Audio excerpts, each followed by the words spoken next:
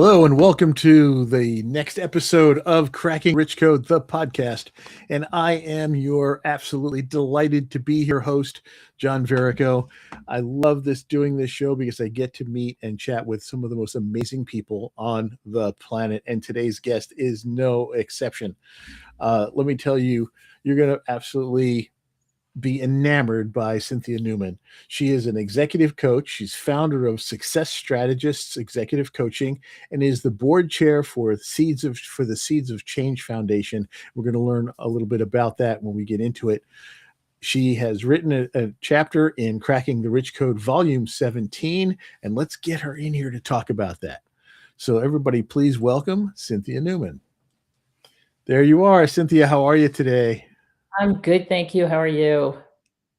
I'm better than good. How's that? Terrific. Hey, there are so many wonderful people out there doing so many wonderful things. And I just recently learned about, what Seeds of Change is. So we're going to talk a little bit about that as we get into this discussion. But first, let's kind of start things off with kind of who is Cynthia Newman and what is it that you do out there? I know, I introduced you as an executive coach, but you have a very, very unique niche of the kinds of people that you work with. So let's talk a little bit about that first. So the individuals I work with really are in financial services. And I started in financial services when I was 21 years old and have basically... last week. Yes, last week. I basically sat in the seat.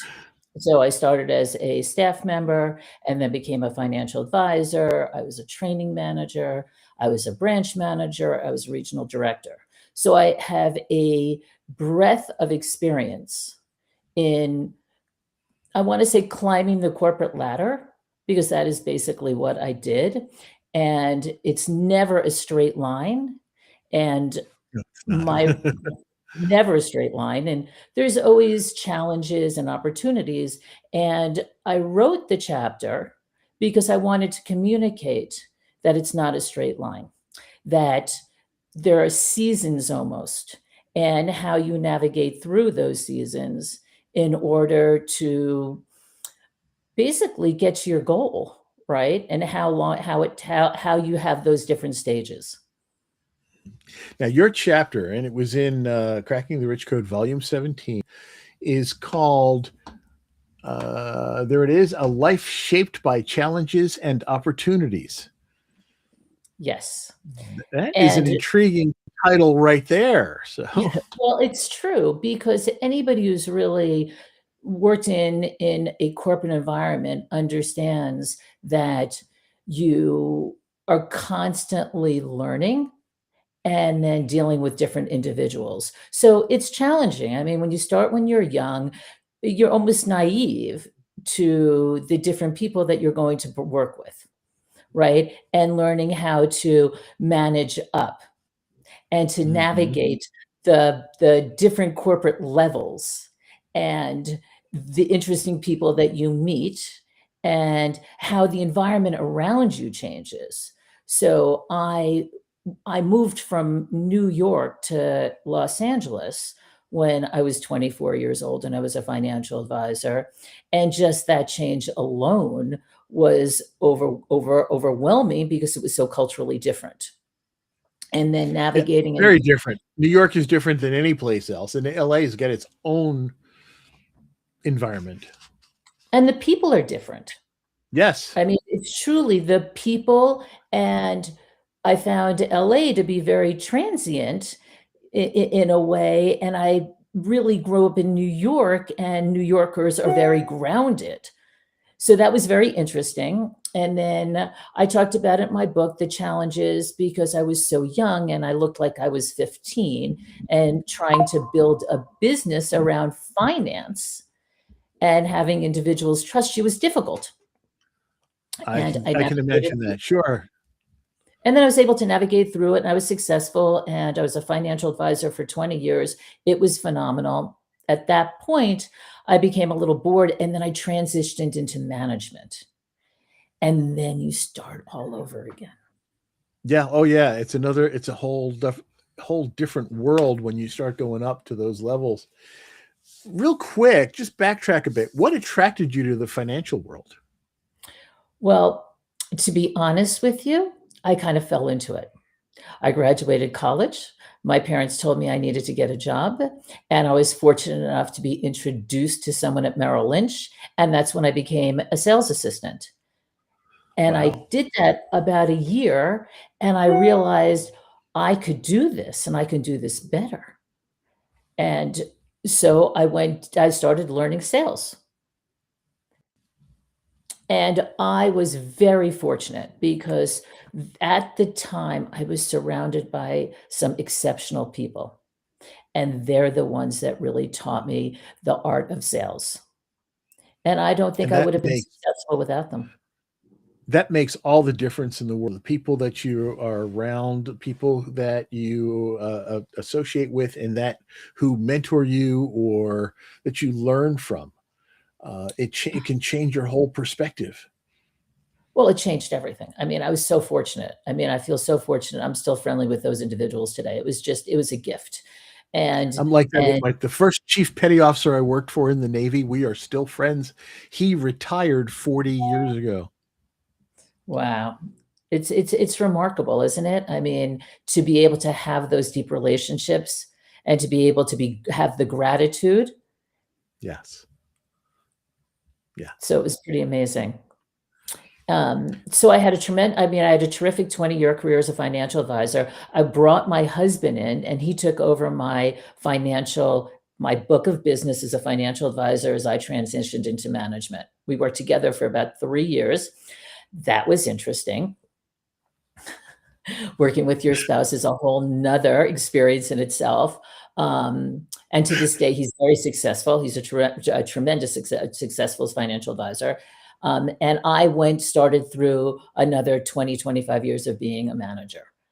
And and it was terrific. It was just there were so many challenges because there's no steady. So I worked at Morgan Stanley and we acquired Smith Barney.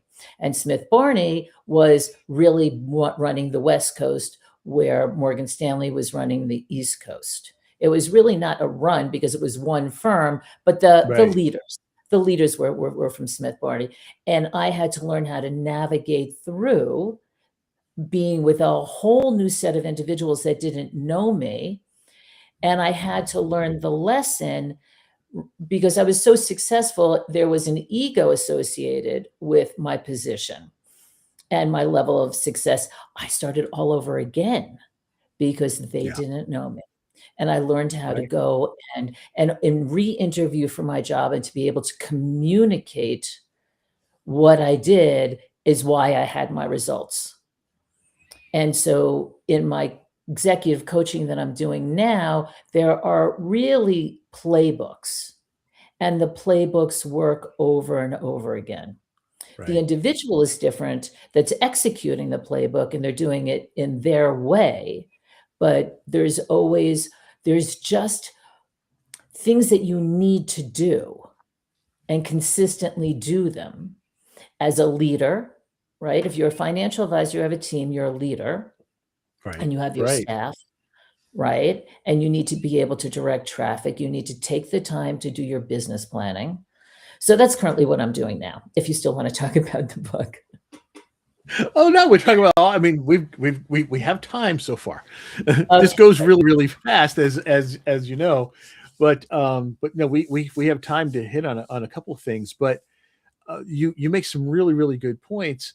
The fact that no matter where you are, there are kind of certain things and certain functions that you have to do in order to be successful or to deal with things that are happening within the organization to keep the organization successful. Mm. And so you have kind of almost, I don't want to say templatized it for your clients. It sounds like is what I'm getting, is that you've come up with kind of these workbook kind of ways that people can improve their success levels. No question about it. It's the consistency. And it really is time blocking and making sure you're executing each day. and understanding what you're trying to accomplish, and then holding yourself accountable or having someone such as myself to have that conversation, right? Because it's a change of behavior, right? Yes. You're going through different stages as you're growing your business, right? And then you have some bit of success and you kind of take a little back step, right? And it really is constantly checking in with yourself to make sure that you're still doing the behaviors that gave you all the success in the first place. And sometimes we forget those things, Oh, those we those leave them. those basics as we move on. We're like, oh yeah, I don't need to do that anymore. Well, yes, you do. Mm. And that is what happens. I mean, normally, um, so I really feel that some of these positions are very lonely, right? And I always like to communicate to the person that I'm working with, like, look, everything you're going through, you can't necessarily speak to your mentor or your peers. And really depending, because I really do separate managers, financial advisors, and staff, because they're all different challenges, right? Hmm. As a manager, you really don't, you can have conversations with your peers, but your peers don't talk to you about self-awareness and what you need to do and how to manage up and make sure you're managing down, right? Everybody's fighting for their life to a certain extent. So I Right. love, love, love working with managers and helping them navigate through and for them to understand how important their brand is and the communication and leaving your ego at the door. Because that was one of my biggest lessons. I had to learn it over and over and over again. I mean, I still need to, it's one thing that I'm always working on to keep myself in check. Um, and then um, for the financial advisors, right? Again, Wait, go back. they're Go back to the manager. Go back to the manager level a bit there. So it sounds like you are. I mean, I'm sure you work with all levels of management, and there are people who've been Mhm. managers for a while. But it sounds like you really are hitting a sweet spot with those aspiring managers, those people who are or just getting into the management role and having to learn how to behave and think differently. 100%. I mean, people come to me because they're finding challenges, right? Whether they're not getting recognized for the work they're doing, they're not getting to the next level, they're taking on a new role and going through transition. And I again have another very set playbook about the 30, 60, and 90-day business plan, right? Which I had to Yes. learn the hard. I learned everything the hard way. So I'm really happy to communicate with people and repeat myself over and over again. You have to trust me, right? This is your moment. So there really is. And then I deal with very successful managers, right? That might have some issues that they're having with their staff or their team or right. So it's team dynamics. Because I was very fortunate. I worked with an amazing team. In my last role, I always had great teams, but my really last role at Morgan Stanley, I had an amazing team. And we were all moving in the same direction, and then Yeah. it's It's like understanding. magic when that That's happens. right. I mean, I ultimately was responsible, but I loved having everybody's perspective. And I would tell them over and over again, I can't see behind my head. You have to tell me what I'm missing. So no one ever felt uncomfortable telling me something that I didn't want to hear, coming into my office if there was a problem or an emergency, right? I was always calm and was able to listen. So listening is one of the key factors for all positions in wealth Yes. management, right? in Um, everywhere, and it's also one of the skills that it needs the most work for most people. So I'm going to share a little secret. I became a phenomenal listener doing Bikram yoga. Really. But it's 90 minutes, it's very hot, and you could do three things. You can panic, you can check out, or you can listen. I chose the listening path. And I learned how to do all the poses. I've been doing it for almost 25 years, but it really helped me be able to be in the moment and be able to listen to the problem and calmly give a response. So I tell everybody that, and I don't really care what kind of yoga, whatever, go do something where you have to really listen for 60 minutes. Ooh, I like that. Mhm. I'm writing that one It's like down. a secret sauce. Yeah, it's really good. Anything. I mean, it doesn't matter because if you have to focus and listen, because in that class, you're moving, right? It's not like you're sitting in a seminar and you're trying to listen because you're wandering off, right? You're wandering off 90% of the time wherever you are, right? But in this particular class, it's really different. If you wander off, you're not getting the benefits. So listening, learning how to listen was one of the benefits. You know, one of the things that I don't know if you've ever been in Toastmasters. Mm, But Toastmasters is I know. it's a public speaking thing, right? And everybody thinks, well, you go to learn how to speak, but there's leadership lesson learning in there and all kinds of stuff. One of the most important skills that happens there is that every prepared speech is evaluated, and the evaluators have to learn how to listen. And those are Mhm. rotating roles, so everybody gets the opportunity to really build that skill. But it's listening and feedback skills, and that has been probably one of the biggest benefits that I've gotten out of being involved with Toastmasters. I suggest Postmasters to everybody. All my new financial advisors and my people in new positions who want to grow and learn how to do public speaking, I tell them to go to Toastmasters. I also tell them if they're in sales to go to a Dale Carnegie class. Yep, that's true too. Yep, absolutely. Both Yeah, of those are phenomenal. and the big key to all of this is that you continue to learn. Hmm. So many times I see people think that they've gotten to the pinnacle, they know it all, they don't need any. Oh, like, okay, yeah, I went to Toastmasters, I did that. Done. No, no, did that. Been there, done that, sold the T-shirt kind of thing. No, you have to continuously learn throughout life, and so I started in Toastmasters back in 1986, Hmm. and I, on I and understand. off. I was have been in there for the whole 40 years, but on and off because sometimes like I moved around or wherever there wasn't a Toastmaster club nearby or whatever.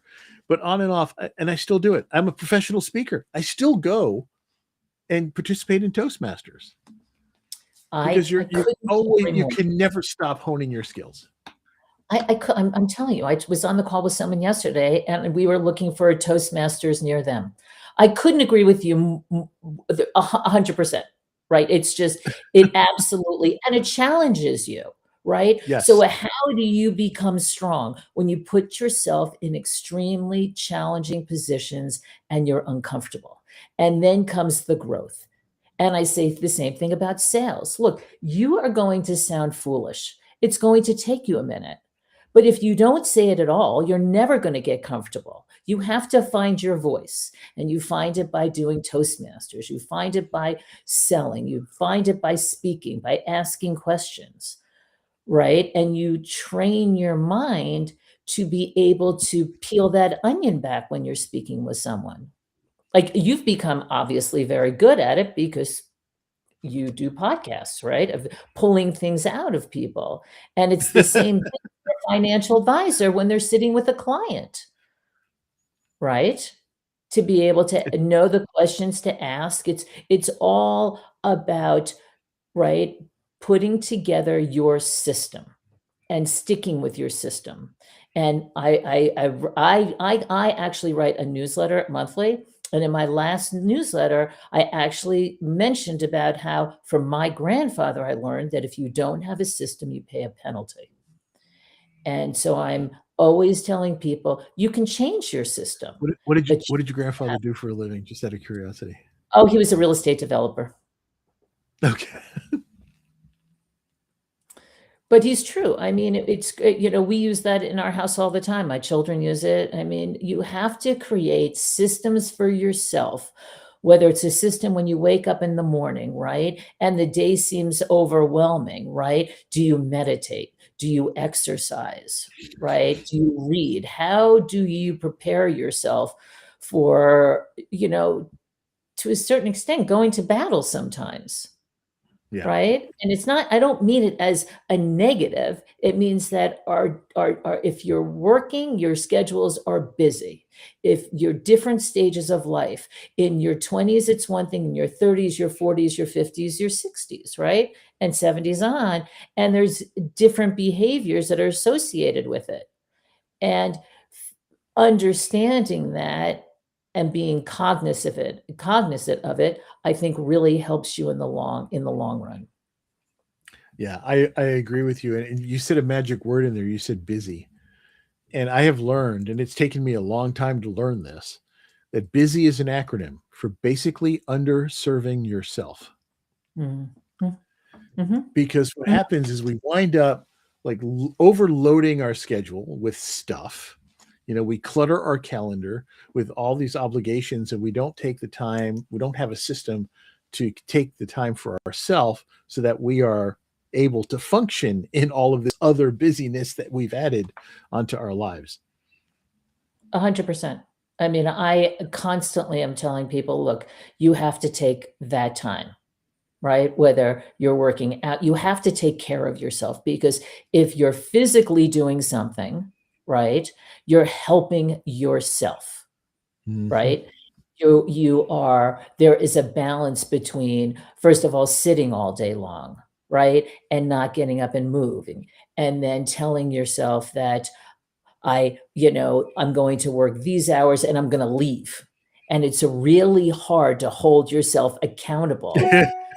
And that's why I I always go back to failed time at block. that one so many times. Well, because it's time blocking, right?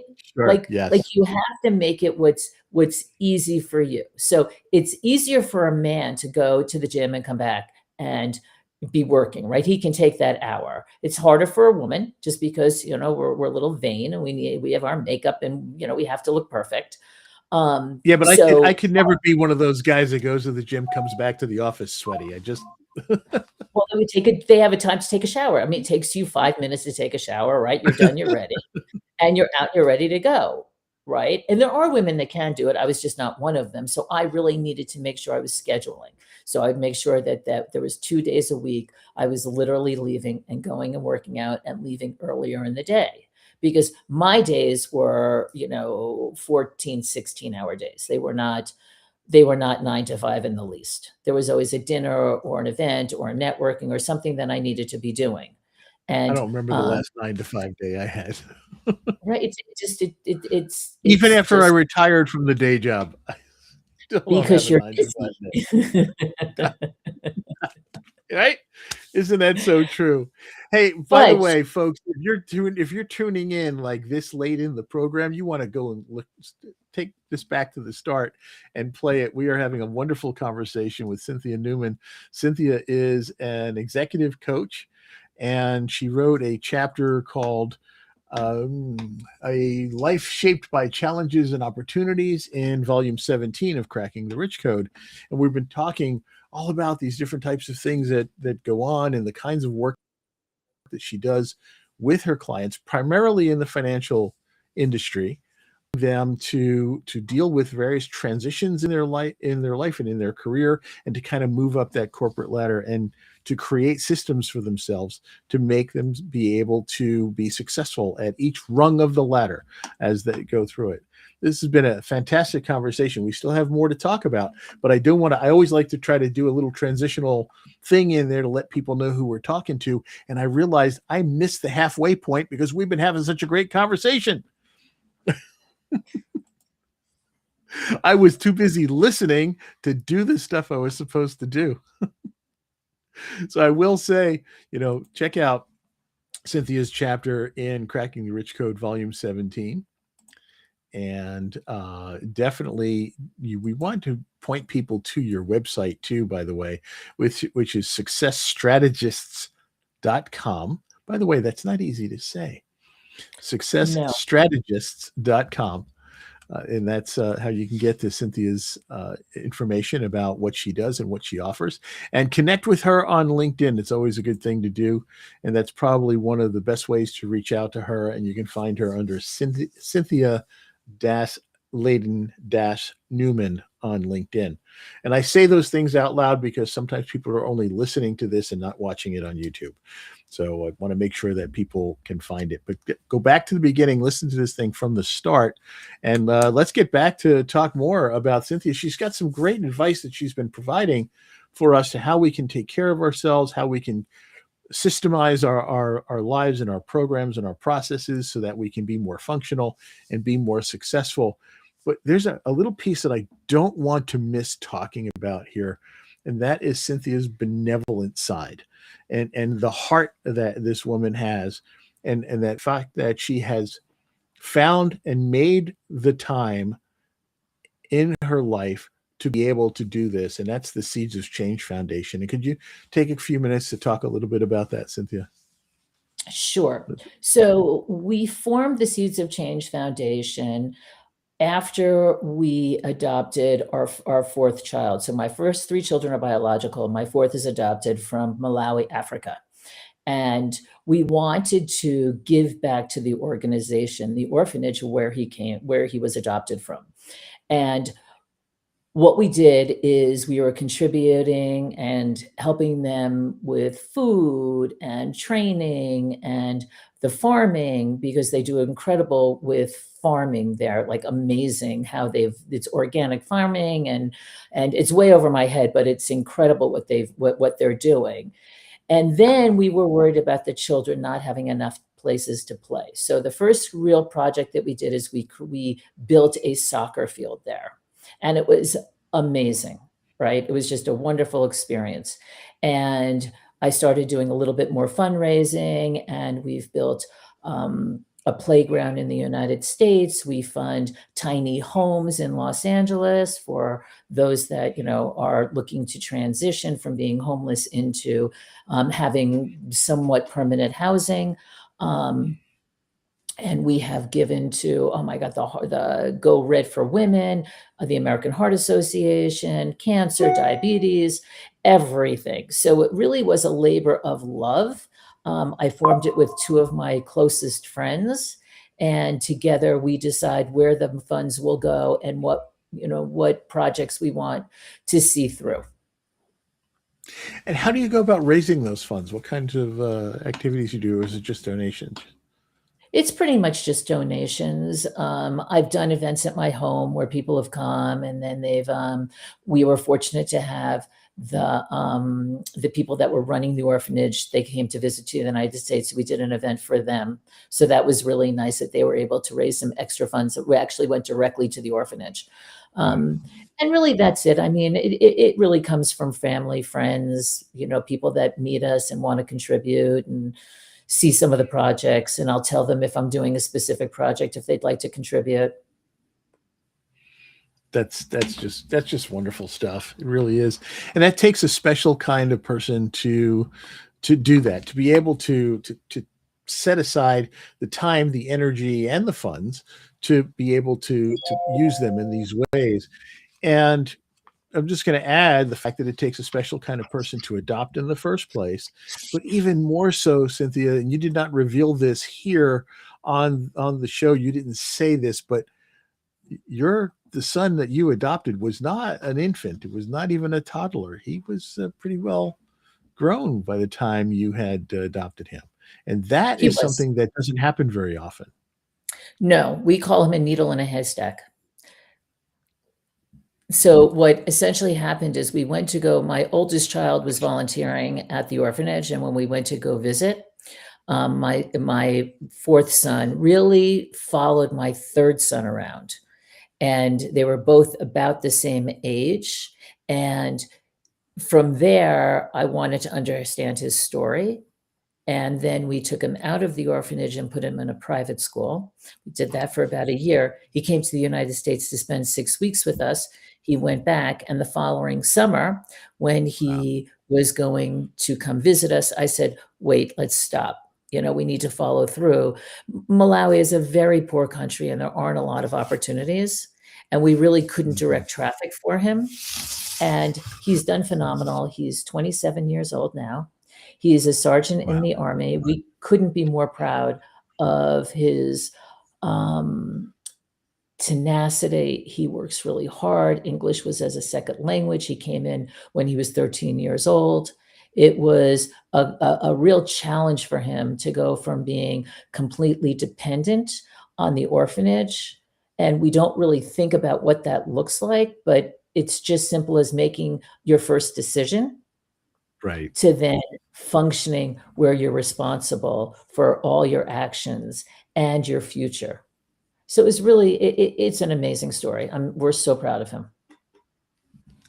And you know what? I think we're all proud of you.